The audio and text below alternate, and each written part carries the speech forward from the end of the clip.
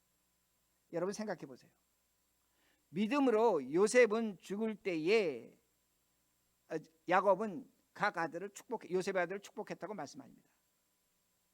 생각해 보자는 겁니다. 야곱은 비정상입니다. 지팡이를 짚고 다닐 수밖에 없습니다. 그런데 그가 요셉의 아들을 축복했다는 겁니다.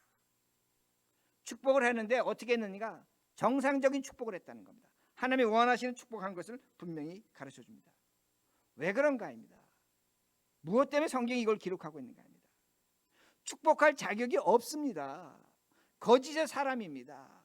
그런데 그가 하나님을 의지하고 믿음으로 축복할 때 그는 정상의 사람이 되는 겁니다. 축복할 때 정상의 사람이 된다는 겁니다. 제가 여러분에게 뭘 말씀을 드리냐면 우리도 다른 사람을 축복하면 우리도 정상의 사람이 됩니다. 하나님의 복이 나타난다는 겁니다. 야곱이 왜 지금 축복에 매달리는가입니다. 왜 성경은 히브리서에서 야곱의 일생을 정의하면서 축복이라는 단어를 쓰고 있는가입니다. 다시 제가 야복강의 말씀을 드립니다. 야복강에서 야곱이 하나님의 천사와 씨름을 합니다. 씨름을 하는데 야곱의 지금 대퇴부는 이미 탈골됐습니다. 절룩거리며 하는 겁니다. 천사가 노라는 겁니다. 이제 앞으로 곧 해가 뜰 텐데 해가 떠서 너가 내 얼굴 천사의 얼굴을 보면 너는 죽는다는 겁니다. 그래서 거기에 문예일이라는 단어가 나오는 겁니다. 그러니까 이제 나를 두고 너는 이제 이 씨름을 마시자는 겁니다. 너는 졌다는 겁니다. 근데 성경 잘 보세요. 야곱이 뭐라고 얘기하는 줄 아십니까? 나를 축복하소서. 당신이 나를 축복하지 않으면 나는 이것을 놓지 아니하겠나이다. 자, 천사는 계속 붙들고 있으면 어떻게 됩니까? 해가 뜨고 천사의 얼굴 보면 야곱이 죽습니다. 그러니까 야곱에게 뭐라고 얘기하면 네 이름이 뭐냐? 야곱입니다. 거짓자입니다. 사기꾼입니다. 비정상입니다. 그래, 그럼 너 이름을 이스라엘이라고 하라. 이스라엘은 뭡니까? 하나님을 이긴 자입니다. 사람을 이긴 자입니다. 여러분이 어떤 일이 이렇게 생길 수 있습니까? 사기꾼입니다. 거짓의 사람입니다. 근데 나를 축복해 달라는 겁니다. 그 축복을 받고 하나님께서 그에게 주신 복이 뭐냐면 너는 하나님을 이겼다는 겁니다. 사람을 이긴 자라고 그렇게 말씀하고 있습니다. 비정상이 정상이 되는 것은 축복을 요구하는 겁니다. 축복을 간구하는 겁니다. 그걸 요구할 때 하나님이 그렇게 하셨다는 겁니다. 제가 축복과 복을 말씀드리는데 우리 교회가 가장 혼란스럽게 사용하는 단어가 이 단어이기 때문에 제가 간단하게 아주 정의하겠습니다. 하나님은 우리를 축복하지 않습니다. 하나님은 우리를 축복하지 않습니다. 하나님은 우리에게 복은 주십니다. 우리는 다른 사람을 축복해야 합니다. 우리는 다른 사람에게 복은 줄 수 없습니다. 이 말씀 이해가 되세요? 헷갈리시죠? 하도 교회에서 하나님께 축복하신다고 얘기를 들었더니 헷갈립니다. 여러분, 하나님이 우리를 축복하신다면 하나님보다 강한 것에게 빌어서 복을 받아서 우리를 축복하시는 겁니다. 축복이라는 건 받아서 주는 겁니다. 하나님을 모독하는 겁니다. 신성모독입니다. 다시 말씀드립니다. 하나님은 우리에게 복을 주신 하나님입니다. 우리는 다른 사람을 축복할 수 있습니다. 하나님 우리를 축복하지 않습니다. 그러므로 중요한 것이 뭐냐면 우리가 다른 사람을 축복할 때 오늘 거짓의 사람 비정상 야곱이 누굴 축복합니까? 요셉의 두 아들 축복한다는 겁니다. 그리고 요셉의 두 아들에게 하나님이 복을 주신다는 겁니다. 제가 이렇게 설명합니다. 제가 얼마 전에 미우라 아역고의 그 얘기를 간단하게 드렸는데 여러분, 미우라 아역고가 장사를 했습니다. 장사를 하는데 그녀가 아주 신실하게 장사가 너무 잘 됐습니다. 그런데 어느 날 그 미우라 아역고의 남편 미우라가 직장에 갔다 오면서 뭐라고 얘기하냐면 우리 가게가 너무 잘 되다 보니까 옆에 가게가 잘 안 된다는 겁니다. 손님이 다 우리 가게로 온다는 겁니다. 그러니까 아내에게 뭐라고 얘기하냐면 우리 가게 파는 물건 수를 줄이고 가짓수를 줄이자는 겁니다. 손님이 오다 보면 우리 가게 없으면 옆에까지 가게 가지 않겠느냐라고 그렇게 말하니까 미우라였고가 그렇게 하자 그럽니다. 그래서 그 부부가 옆에 가게를 축복합니다. 자신이 갖고 있는 물건 숫자를 줄여서 옆에 가게 손님이 가도록 복을 주는 겁니다. 축복을 하는 겁니다. 그러 대신 미우라야코의 가게는 장사가 잘 안 됩니다. 왜냐하면 물건이 없기 때문에. 그런데 그 가게를 그렇게 운영하고 난 다음에 옆에 가게를 축복하고 난 다음에 하나님이 복을 주셨습니다. 이건 미우라야코 자서전에 나오는 겁니다. 어떤 일이 생기냐면 1964년에 미우라야코가 아사히 신문의 신춘문예에 빙점으로 당선이 됩니다. 그때 돈으로 1,000만 엔을 받습니다. 여러분 1,000만 엔은 지금도 1억입니다. 엄청난 돈입니다. 지금으로 환산하면 거의 10억 이상 되는 돈입니다. 제가 여러분에게 돈 많이 받았다 이게 복이라는 것이 아닙니다. 제가 과정을 알려드리는 겁니다. 내가 다른 사람에게 축복할 때에 하나님은 우리에게 복을 주신다는 겁니다. 복을 주신다는 겁니다. 여러분이 정말로 하나님의 복 받기를 원한다면 여러분은 다른 사람을 축복하셔야 됩니다. 이 기능이 오늘 성경 말씀 야곱의 일생을 통해서 분명히 나타나고 있는 겁니다. 거짓의 사람입니다. 악한 사람입니다. 축복을 요구했습니다. 그때 천사가 이스라엘하고 복을 주었습니다. 그리고 난 다음에 야곱이 요셉의 두 아들을 축복하는 겁니다. 자, 그럼 어떤 분이 이렇게 얘기합니다. 그래도 축복은 우리 아이들에게 우리 가정에 축복하는 것은 그래도 믿음이 있고 뭐 신앙생활하고 그런 분이 하는 것이 아닙니까? 천만의 말씀입니다. 야곱 어떤 사람입니까? 비정상입니다. 거짓의 사람입니다. 악한 사람입니다. 그러나 그 축복을 할 때 그 복이 그 후손들에게 자손들에게 임하는 겁니다. 제가 제 얘기를 해서 죄송합니다. 그러나 저는 좀 말씀드리겠습니다. 우리 집의 아이들이 큽니다. 뭐 36, 35, 뭐 30 됐습니다. 제가 집에 와서 아이들 하는 거 절대로 간섭하지 않습니다. 그러나 갈 때 집을 떠날 때 한 가지 조건이 있습니다. 반드시 제 앞에 와서 무릎 꿇고 축복기도 받고 갑니다. 전 지금도 합니다. 여러분, 여러분의 믿음이 여러분의 신앙이 어쩌고 저쩌고 하실 이유가 없습니다. 어떤 면에서 우리는 야곱보다 나을지도 모릅니다. 설령 야곱과 같다고 할지라도 다른 사람을 축복하셔야 됩니다. 여러분의 가장 사랑하는 여러분의 자녀도 축복하셔야 됩니다. 그래야만 하나님의 복이 나타나는 겁니다. 그래야만 비정상에서 정상이 되는 겁니다. 이 축복을 통해서 야곱이 비정상에서 정상의 사람이 되는 겁니다. 이 축복을 통해서 다른 사람들이 정상이 되는 복을 받는다는 겁니다.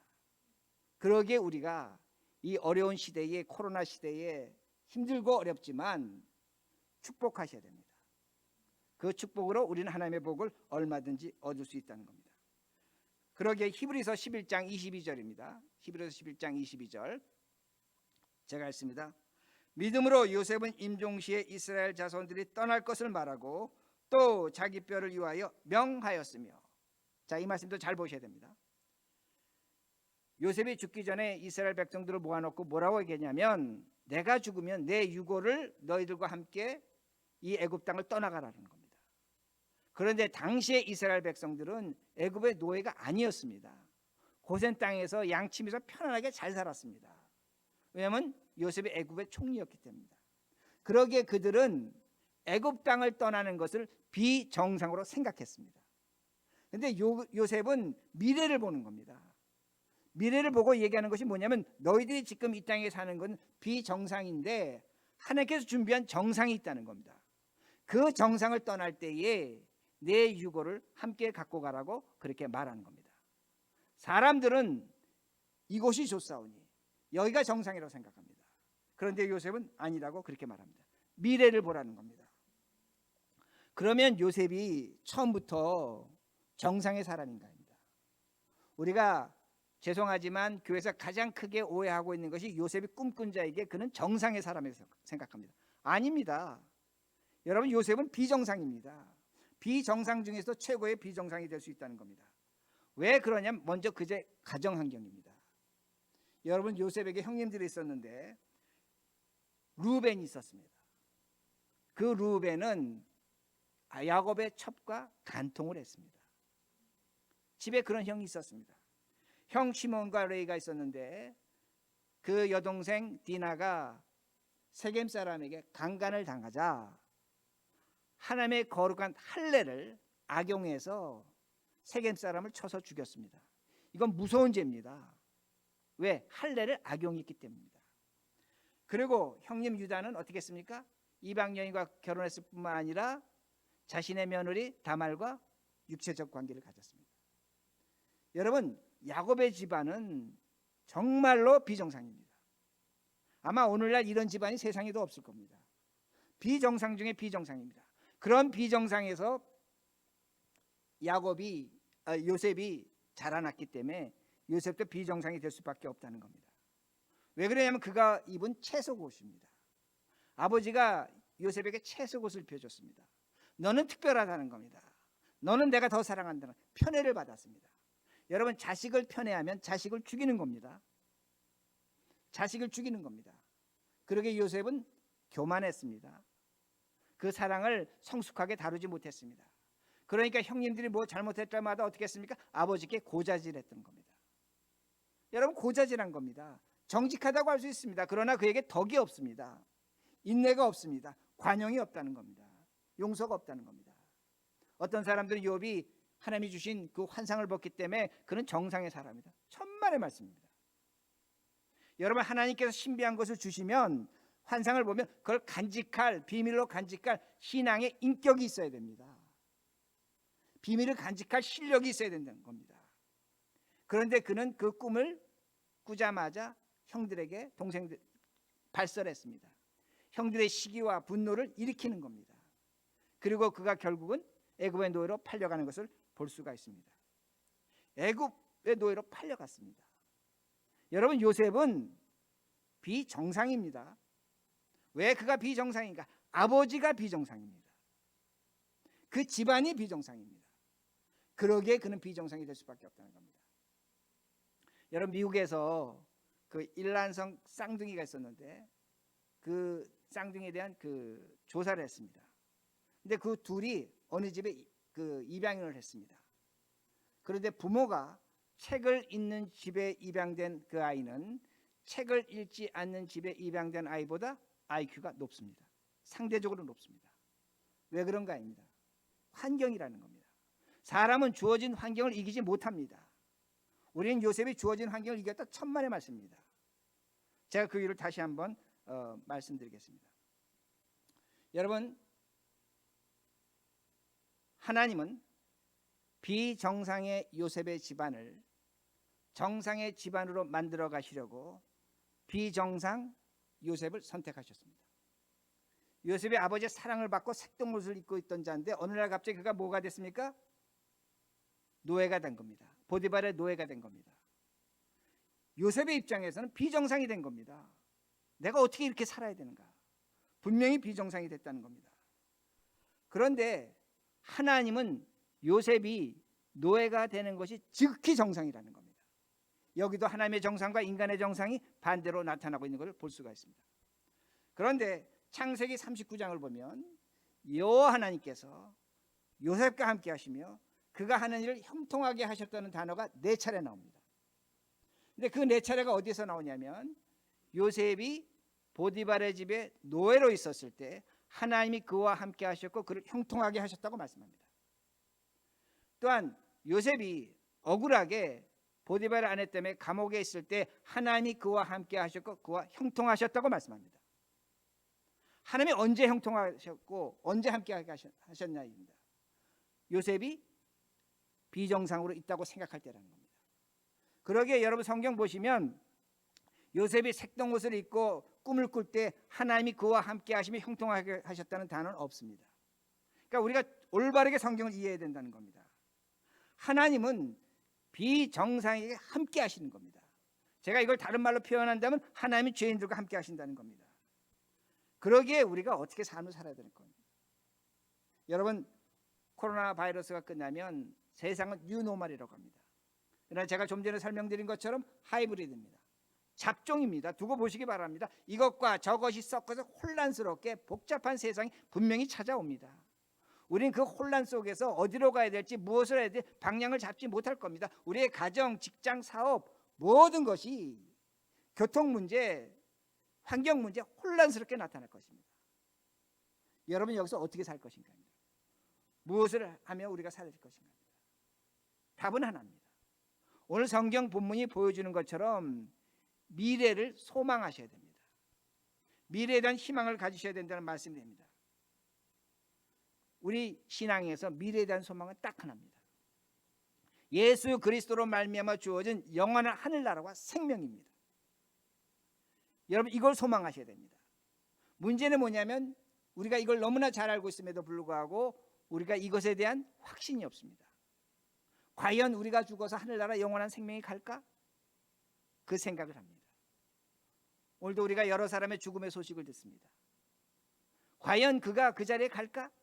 우리는 의심합니다. 그러나 확신하셔야 됩니다. 여러분 이걸 붙드셔야 됩니다.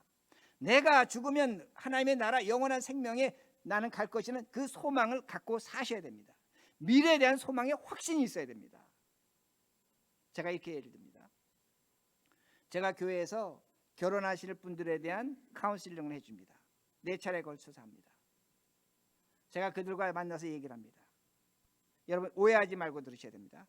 그 사람들은 결혼할 사람들은 우리 교인들의 그 생활 수준에 비해 가장 가난한 사람들입니다. 결혼 시작했는데 뭐가 있습니까? 몸뚱아리 2개밖에 없습니다. 옛날에 우리 한국에서는 결혼할 때 뭐 합니까? 집에서 양은 냄비 사줍니다. 연탄 사줍니다. 그리고 가서 살라는 겁니다. 똑같습니다. 오늘날 미국에서 결혼하는 젊은 부부들 보면 아무것도 갖고 있지 않습니다. 상담할 때 제가 이렇게 저렇게 물어보면 몇백 불을 아끼려고 렌트를 그래도 그 돈 절약하려고 이것저것 찾아다닙니다. 결혼식 비용 절약하려고 최대한으로 애쓰고 노력합니다. 그런데 그들에게 미래가 있는 겁니다. 그 미래에 대한 확신인 겁니다. 그러기에 가난이 부끄럽지 않은 겁니다. 미래에 대한 확신이 있기 때문에 어려움이 있지만 그 어려움을 그들은 감당합니다. 미래에 대한 확신이 있기 때문에 그들은 그들에게 찾아오는 도전에 대해서 그들은 얼마든지 이겨내고 있다는 겁니다. 그 미래를 그 둘이 살아갈 것 생각하기가 흥분이 되는 겁니다. 감사가 있는 겁니다.